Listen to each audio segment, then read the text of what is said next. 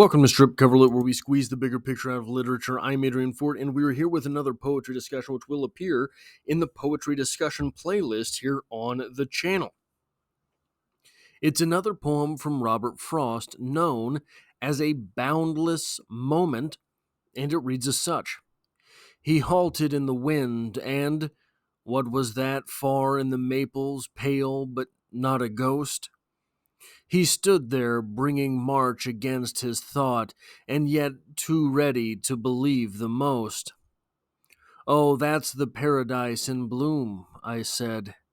And truly it was fair enough for flowers had we, but in us to assume in March such white luxuriance of May for ours. We stood a moment so in a strange world, myself as one his own pretense deceives, and then I said the truth, and we moved on. A young beech clinging to its last year's leaves. Now, if you look this poem up, try and figure out what it's about, a lot of the analysis will sort of circle around the fact that this is the moment where an individual in this poem realizes life is different now, for whatever reason, right? Here we are in March, looking towards May, and there's a beech with all of its leaves from last year. We are on the precipice of summer and looking back at winter, knowing that summer is coming.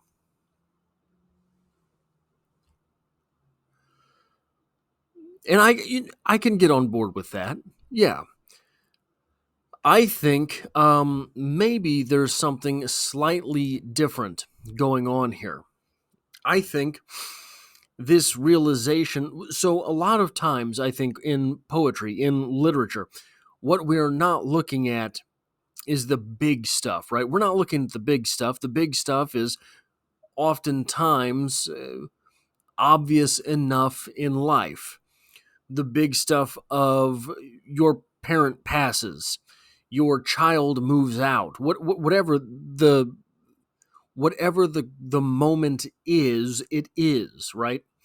A lot of times in literature, what is modern literature, I should say, modern literature, postmodern literature, literature from maybe 1900 on, a lot of times what we're doing there is really collecting the smaller moments to have something to deal with.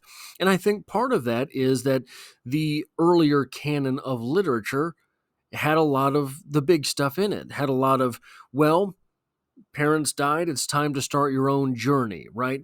It's time to move out of the house. All of these things, earlier literature had a lot of that in it. Once we had this canon, this huge library of literature from the past, it wasn't new anymore to look at the big stuff. So we started writing about the smaller in-between emotions. And so bittersweet becomes more of a thing. It's not sweet and it's not sad, sort of bittersweet. It is a victory that comes through loss, right? Something like that. We get those emotions more prominently. We get the anti-heroes in literature more prominently after that. Of course, the anti-hero sort of became necessitated in the early 1900s ish. We started getting more pure heroes, the rise of comic books, things like that. All of a sudden, you had pure heroes, pure villains. You did not have, I mean, even in the Bible, you look at David. David did some pretty off the wall things, but he was favored by God because he was just a cool guy, right? Then we head into the early 1900s and the delineate, well, that's a strange timeline to set out there, but that time frame, kind of, and heroes could become absolutely good versus absolutely bad. And then later, the rise of the anti-hero takes place, which is not a straight up good guy. It's a good guy that's kind of bad, right? But not in the way that heroes from the old, heroes of yore, were good but bad. They were flawed characters. Anti-heroes are more, a little bit more nuanced than that. Anti-heroes are normally heroes that don't want to be heroes, right?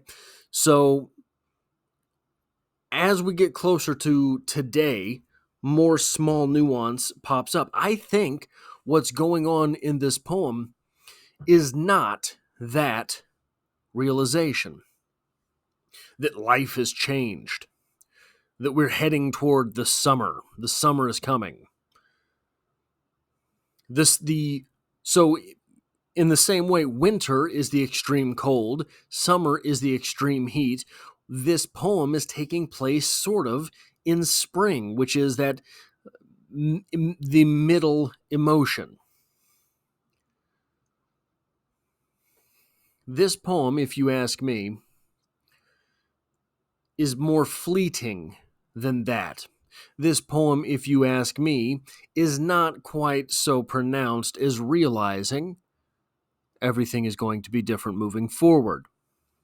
This poem, in its very evasive manner, this poem in its brevity, this poem in its non-declarative manner, is a remembrance, a realization. You know it, you've been there. There have been things in your life that have turned out the way you did not want them. And one day you realized it. But that's not how it happened at all.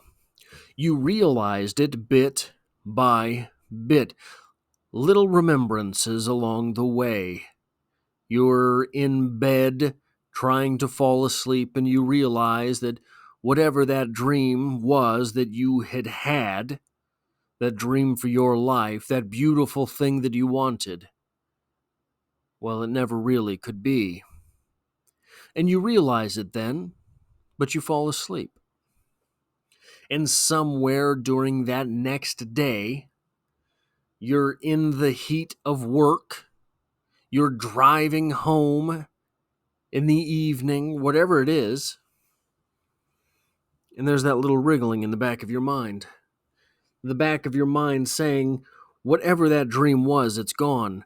But the forefront of your mind saying, we have to concentrate on work. We have to concentrate on driving this car home. We have to concentrate on whatever it is that is right now, while the back of your mind is doing that thing of realizing you are not what you thought you were. You're not as good as that. You're not as much as that.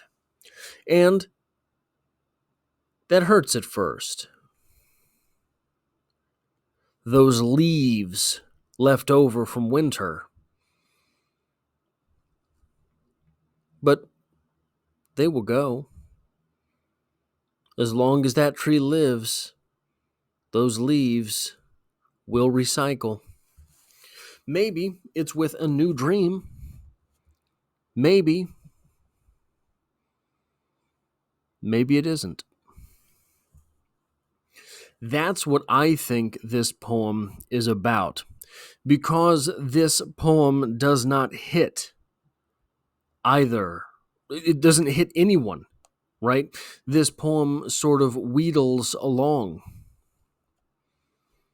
The way that when those realizations happen to you, because you don't make those realizations happen to you. When those realizations happen to you, you forget it. And then a few days later, you're laying in bed and you remember it again.